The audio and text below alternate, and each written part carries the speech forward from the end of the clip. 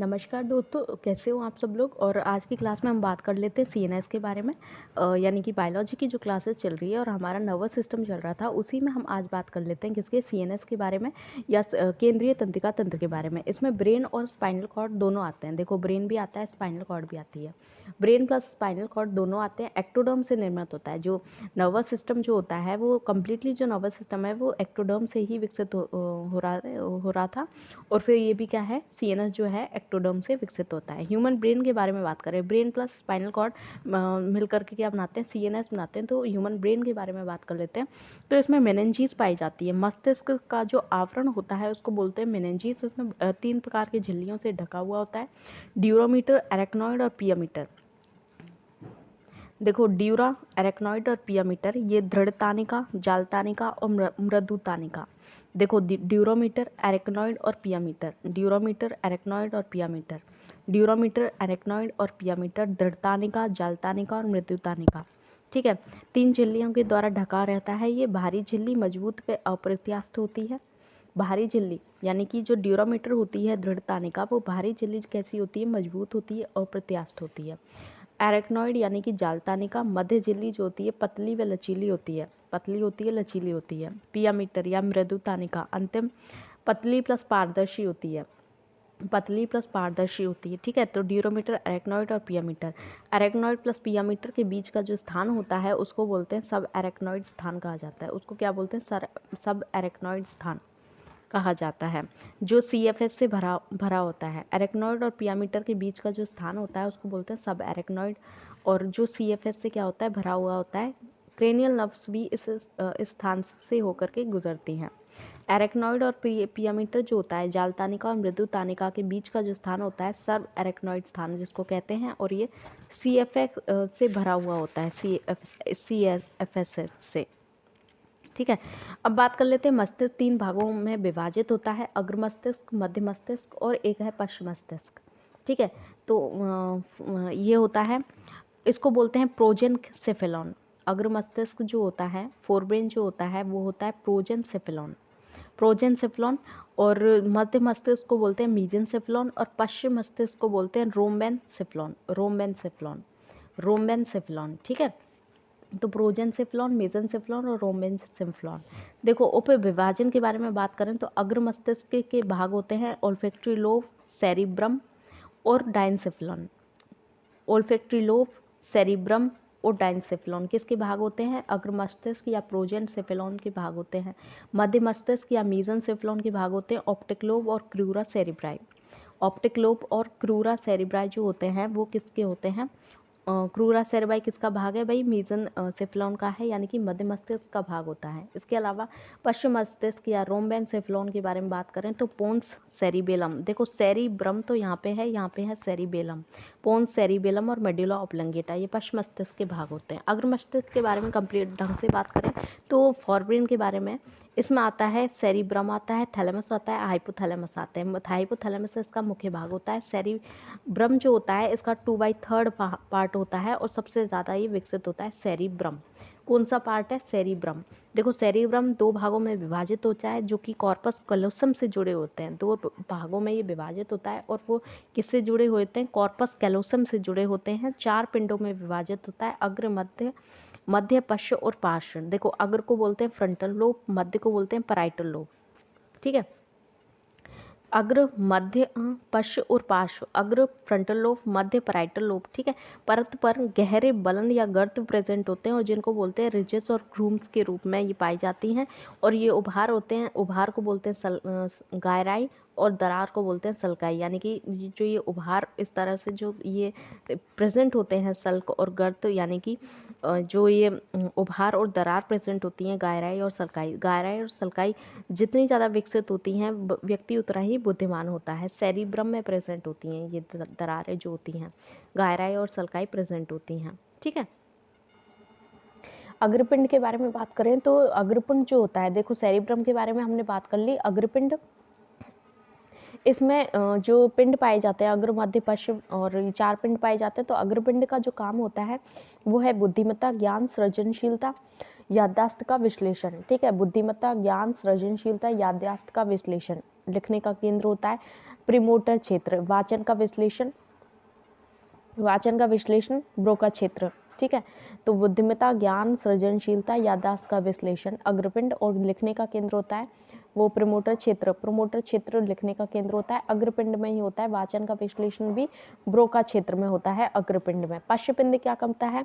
पश्चपिंड की काम होते हैं, देखो, आवाज विश्लेषण, गंध विश्लेषण, भाषा विश्लेषण, ये पश्चपिंड में पाए जाते हैं। ये किसके बारे में बात कर रहे हैं? सेरिब्रम के बारे में।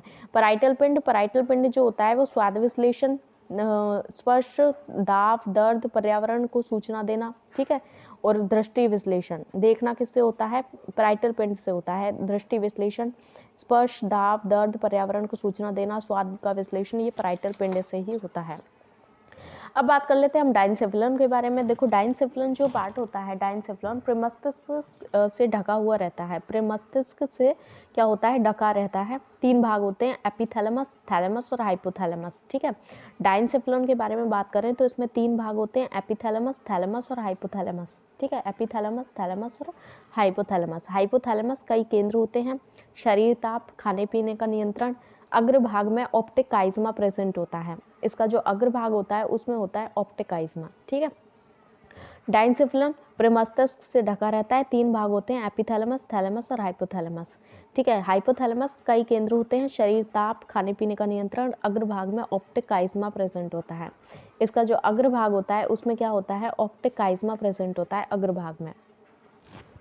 किसमें? हाइपोथैलेमस में। हाइपोथैलेमस के जो अग्रभाग होता है उसमें ऑप्टिक काइज्मा प्रेजेंट होता है। इसके जो कार्य हैं, हाइपोथैलेमस के जो कार्य होते हैं वो हैं ताप नियंत्रण, व्यवहार एवं संवेदनाएं नियंत्रण, अंतःस्रावी नियंत्रण, जैविक घड़ी तंत्र और एएनएस नियंत्रण। ठीक है, तो ये किसके काम हो गए? हाइपोथैलेमस के कार्य हो गए, ताप नियंत्रण, व्यवहार एवं संवेदनाएं नियंत्रण, अंतःस्रावी नियंत्रण, जैविक घड़ी तंत्र और एएनएस का नियंत्रण। ठीक है, ये किसके काम होते हैं? हाइपोथैलेमस के। तो डाइनसेफलन पार्ट भी किसमें है? अग्र मस्तिष्क के बारे में हम बात कर रहे हैं। अग्र मस्तिष्क में हमने एक तो सेरिब्रम, एक डाइनसेफलन पार्ट और डाइनसेफलॉय में एक हाइपोथैलेमस पार्ट पढ़ा था। ऑप्टिक काइज्मा भी जिसमें प्रेजेंट होता है, ये पढ़ लिया। अब मिड ब्रेन के बारे में बात करें तो यह डाइनसेफलॉन तथा पोन्स के बीच में, पोन्स जो मेडुला ऑब्लंगेटा हैंड ब्रेन का पार्ट होता है उसके बीच में ये प्रेजेंट होता है इस तरह से। इसमें कॉर्पोरा क्वाड्रिजेमिना ऑप्टिक लोब पाई जाती है, कॉर्पोरा क्वाड्रिजेमिना, और एक होती है क्रूरा सेरेब्राई। ये संरचनाएं किस चीज़ की हैं? तो ये पूछ लिया जाता है। कॉर्पोरा क्वाड्रिजेमिना ये मिड ब्रेन की संरचना है। इसके अलावा crura cerebri, aqueduct of Sylvius cerebral aqueduct. ठीक है, क्रूरा सेरेब्राई और कॉर्पोरा क्वाड्रिजेमिना। पश्चिम मस्तिष्क के बारे में बात करें तो ये होता है हिंड ब्रेन। इसके 3 भाग होते हैं हिंड ब्रेन के। ठीक है, पश्चिम मस्तिष्क यानी कि हिंड ब्रेन, इसके 3 भाग होते हैं, pons, cerebellum, medulla oblongata. Pons pneumotaxic center द्वारा नियंत्रित श्वास क्रिया को। ठीक है, ये है पोन्स, सेरिबेलम और मेडुला ऑब्लंगेटा। सेरिबेलम शराब सेवन प्रभावित होती है, इससे शराब सेवन प्रभावित होती है। ऐच्छिक पेशियों के दक्षतापूर्ण व बारीक कार्यों संबंधित होता है। ठीक है, एक तो होता है पोन्स। हिंड ब्रेन के भाग देखते हैं तो एक तो पोन्स, सेरिबेलम। सेरिबेलम जो पार्ट होता है वो प्रभावित होता है, जो अल्कोहलिक जो होते हैं, अल्कोहल का जो सेवन करते हैं उनका भाग प्रभावित होता है। पश्चिम मस्तिष्क का सेरिबेलम पार्ट जो ऐच्छिक पेशियों के दक्षतापूर्ण व बारीक कार्यों से संबंधित होता है। तो ऐच्छिक पेशियों के दक्षतापूर्ण और बारीक कार्य जो होते हैं उनसे संबंधित होता है ये वाला पार्ट। ठीक है, सेरिबेलम जो कि प्रभावित होता है अल्कोहल ड्रिंक करने वाले लोगों में। मेडुला ऑब्लंगेटा यह है कपालीय प्रत्यावर्ती क्रियाओं से संबंधित होता है, और छींकना, निगलना, खांसी, उल्टी, मुंह में लार का स्रवण, ये किसका काम होता है? Medulla oblongata. छींकना, निगलना, खांसी, उल्टी, मुंह में लार का स्रवण, ये सब किसकी वजह से होता है? ये होता है मेडुला ऑब्लंगेटा की वजह से। नोट के बारे में बात करें तो ओल्फैक्टरी लोब भाग हैं, ये गंध ज्ञान का केंद्र माना जाता है। ओल्फैक्टरी जो लोब है वो गंध यानी कि स्मेल जो होती है गंध ज्ञान का केंद्र माना जाता है। कुछ जंतुओं जैसे शार्क, कुत्ते में ये जो घ्राण पिंड होता है वो अधिक विकसित होता है। शार्क में, कुत्ते में ये ज़्यादा अच्छे से विकसित होता है ओल्फैक्टरी लोब। ठीक है, अब हम बात कर लेते हैं पीएनएस के बारे में। तो पीएनएस यानी पेरिफेरल नर्वस सिस्टम के बारे में बात, तो सीएनएस के बारे में हमने बात कर ली, उसमें ब्रेन और स्पाइनल कॉर्ड आई थी। अब बात कर लेते हैं हमने पीएनएस के बारे में। पेरिफेरल नर्वस सिस्टम यानी कि परधीय तंत्रिका तंत्र, यानी कि परधीय तंत्रिका तंत्र मस्तिष्क से निकलने वाली जो तंत्रिका होती है, क्रेनियल नर्व जिसको बोलते हैं, मेरुरज्जु से निकलने वाली जो तंत्रिका होती है उसको स्पाइनल नर्व्स बोलते हैं। मस्तिष्क से निकलने वाली तंत्रिका को क्या बोलते हैं, जो ब्रेन से निकल रही है उसको तो बोलते हैं क्या, क्रेनियल नर्व्स। उसको क्या बोलते हैं, क्रेनियल नर्व्स बोलते हैं। जो मस्तिष्क से निकलने वाली जो तंत्रिका होती है उसको बोलते हैं क्रेनियल नर्व्स, और मेरुरज्जु से निकलने वाली जो तंत्रिका होती है उसको बोलते हैं स्पाइनल नर्व्स। क्या बोलते हैं, स्पाइनल नर्व्स बोलते हैं। क्रेनियल नर्व्स के बारे में बात करें तो मत्स्य और उभयचर में 10 पेयर्स होती हैं, ठीक है। सरीसृप व पक्षी में 12 पेयर्स होती हैं, स्तनधारियों में 12 पेयर्स होती हैं, ठीक है। क्रेनियल नर्व्स के बारे में बात करें तो मत्स्य और उभयचरों में कितनी होती हैं, 10 पेयर होती हैं। सरीसृप व पक्षियों में 12 पेयर होती हैं, और स्तनधारियों में भी 12 पेयर होती हैं। स्तनधारियों में भी 12 पेयर होती हैं, और सरीसृप और पक्षी में भी 12 पेयर्स होती हैं। मत्स्य और उभयचर में 10 पेयर्स होती हैं। टाइप्स ऑफ क्रेनियल नर्व्स के बारे में बात करें तो सेंसरी, मोटर और मिक्स्ड। इसमें जो क्रेनियल नर्व जो होती हैं वो सेंसरी, मोटर और मिक्स्ड होती हैं। सेंसरी यानी कि 1 to 8, मोटर और मिक्स्ड 5, 7, 9, 10, ये मिक्स्ड होती हैं 5, 7, 9, 10। सबसे लंबी वेगस होती है, सबसे बड़ी ट्राइजेमाइनल तंत्रिका होती है, सबसे छोटी एब्ड्यूसेंस तंत्रिका होती है। सबसे लंबी वेगस होती है। विसरल संवेदन व गतिविधियों का नियंत्रण होता है। विसरल संवेदन व गतिविधियों का नियंत्रण होता है। विसरल संवेदन व गतिविधियों का नियंत्रण किससे होता है, सबसे लंबी होती है वेगस, ठीक है। सबसे लंबी वेगस होती है। क्रेनियल नर्व्स के बारे में बात करें तो सेंसरी, मोटर और मिक्स्ड होती हैं। और सबसे लंबी जो क्रेनियल नर्व, देखो वो तो हमने देखो क्रेनियल नर्व्स हमने पढ़ ली। क्रेनियल नर्व्स के बारे में बात करें तो हमारे अंदर कितनी होती है, ह्यूमन में 12 पेयर होती है स्तनधारियों में। सबसे लंबी वेगस होती है, सबसे बड़ी ट्राइजेमाइनल तंत्रिका होती है, और सबसे छोटी होती है एब्ड्यूसेंस तंत्रिका। सबसे छोटी होती है एब्ड्यूसेंस तंत्रिका। स्पाइनल नर्व्स के बारे में बात करें तो मेढक, खरगोश और मनुष्य। स्पाइनल नर्व्स के बारे में बात करें तो मेढक में 9 से 10 जोड़े होते हैं, खरगोश में 37 जोड़े होते हैं, और मनुष्य में 31 जोड़े होते हैं। स्पाइनल नर्व जो होती है मनुष्य में कितनी होती है, 31 जोड़े होते हैं। मेढक में 9 से 10 जोड़े होते हैं, खरगोश को छोड़ो, मेढक का याद रख लो, और मनुष्य में 31 जोड़े होते हैं स्पाइनल नर्व्स के, ठीक है। जो स्पाइनल नर्व्स होती हैं मैन में, वो कौन कौन सी होती हैं, सर्वाइकल 8, थोरेसिक 12, लंबर 5, सेक्रल 5, और कोक्सीजल 1 होती है। 8 ये पढ़ी थी ना, C8, T12, L5 और C, ये भी सेक्रल जो होती है, C भी है सेक्रल 5 और C1, S5 C8 यानी कि सर्वाइकल 8 होती हैं। स्पाइनल नर्व्स कितनी होती है मैन में, ये 31 जोड़ी होती हैं। सर्वाइकल कितनी होती है, 31 जोड़ी होती है सर्वाइकल। C8 सर्वाइकल, उसके अलावा होती है thoracic T12, lumbar L5, sacral C5 और कोक्सियल C1 होती है, ठीक है। अब बात कर लेते हैं हम ANS यानी कि स्वायत्त तंत्रिका तंत्र जो होता है, चिकनी पेशियाँ, हृदय पेशियाँ वे ग्रंथियों की क्रियाओं को नियंत्रित करता है, ठीक है। ANS स्वायत्त तंत्रिका तंत्र जो होता है वो चिकनी पेशियों, हृदय पेशियों व ग्रंथियों की क्रियाओं को नियंत्रित करता है। शरीर के होमोस्टैसिस बनाए रखने में सहायक होता है। शरीर के होमियोस्टैटिस बनाए रखने में सहायक होता है। अनुकंपी और परानुकंपी। अनुकंपी लार का रोकना, देखो अनुकंपी क्या करता है, अनुकंपी और परानुकंपी ANS ऑटोनोमस नर्वस सिस्टम स्वायत्त तंत्रिका तंत्र के भाग होते हैं।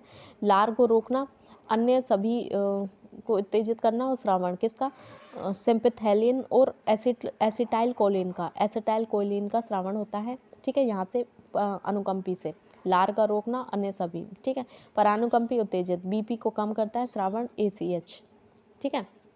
लार को रोकता है कौन, रोकता है अनुकंपी, और लार को उत्तेजित करता है कौन, परानुकंपी। यानी कि लार को रोकता है, बिल्कुल एकदम से लार रुक जाती है ना, बिल्कुल थूक भी नहीं आता है, लार रुक जाती है, तो अनुकंपी से होता है वैसा।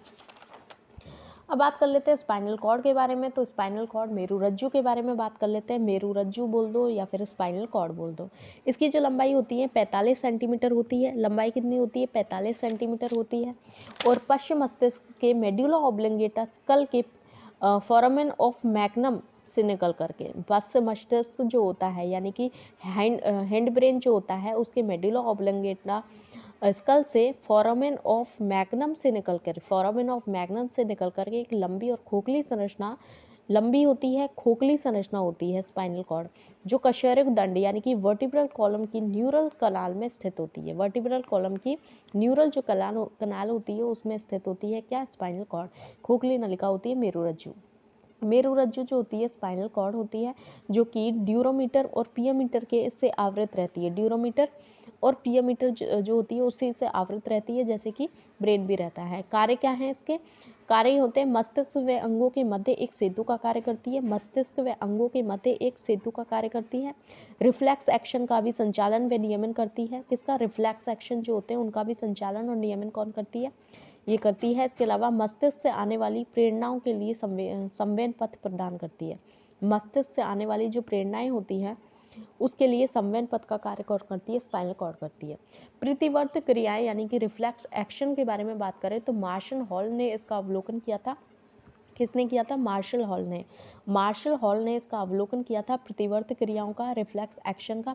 मस्तिष्क व मेरुरज्जु द्वारा नियंत्रित होती है। किसके द्वारा नियंत्रित होती है? मस्तिष्क व मेरुरज्जु के द्वारा ये नियंत्रित होती है। मार्शल हॉल ने इसका अवलोकन किया था। प्रतिवर्त क्रियाएं, रिफ्लेक्स एक्शन जिसको बोलते हैं। उद्दीपन एक्सटर्नल और देखो उद्दीपन, सबसे पहले उद्दीपन, ठीक है, एक्सटर्नल और इंटरनल स्टिमुलस दिया जाता है। उसके बाद फिर स्टिमुलस दिया जाएगा। पहले तो कोई जैसे कुछ चीज़ टच हुई या पिन चुबाया तो वो स्टिमुलस हो गया। स्टिमुलस उद्दीपन दिया, फिर वो ग्राही के पास गया, ग्राही से फिर वो संवेदी अपवाही तंत्रिका के साथ यानी कि संवेदी तंत्रिका के संवेदी यानी कि जो कि सीएनएस तक ले जाती है संकेतों को, जो संकेतों को सीएनएस तक ले जाएगी, सीएनएस में पहुंचेंगे, सीएनएस के बाद वो प्रेरक यानी कि अविवाहित तंत्रिका से होते हुए यानी कि संकेतों को प्रभावी अंग तक ले जाती है, जो कि प्रभावी अंग तक जो संकेतों को ले जाती है वो होती है, एक तो होती है संवेदी, एक होती है प्रेरक तंत्रिका। प्रेरक तंत्रिका जो होती है वो संकेतों को प्रभावित अंग तक ले जाएगी और अंग तक ले जा करके फिर वो प्रतिक्रिया होगी, यानी कि गमन होगा, श्रवण होगा, भावना होगा, व्यवहार कैसा होगा, वो सारी प्रतिक्रिया यहाँ पे देखने को मिलती है। तो इस तरह से होता है क्या? रिफ्लेक्स एक्शन इस तरह से होता है। पहले उद्दीपन, फिर ग्राही, फिर संवेदी तंत्रिका तंत्र सीएनएस तक ले जाएगा, सीएनएस फिर वापस भी ये प्रेरक जो तंत्रिका होगी उसको देगा, उसके संकेतों को उसको भेजेगा, फिर प्रभावी अंग तक संकेत जाएंगे, अंग के बाद फिर प्रतिक्रिया शो करेंगे। ठीक है। और उत्तेजन व प्रतिक्रिया प्रत्यावर्ती चाप। देखो उत्तेजन व प्रतिक्रिया प्रत्यावर्ती चाप का एग्जाम्पल है नीज आर्क रिफ्लेक्स। नीज आर्क जो रिफ्लेक्स जो होता है वो उत्तेजन व प्रतिक्रिया प्रत्यावर्ती चाप का उदाहरण होता है। तो ये हमने फिनिश कर लिया। जो नर्वस सिस्टम था और जो भी चीज़ें थी वो हमने फिनिश कर ली। इसमें मस्तिष्क वगैरह के बारे में बात कर ली, बहुत सारी चीज़ें बात कर ली। तो नेक्स्ट क्लास में नेक्स्ट टॉपिक के साथ मिलेंगे, तब तक के लिए धन्यवाद।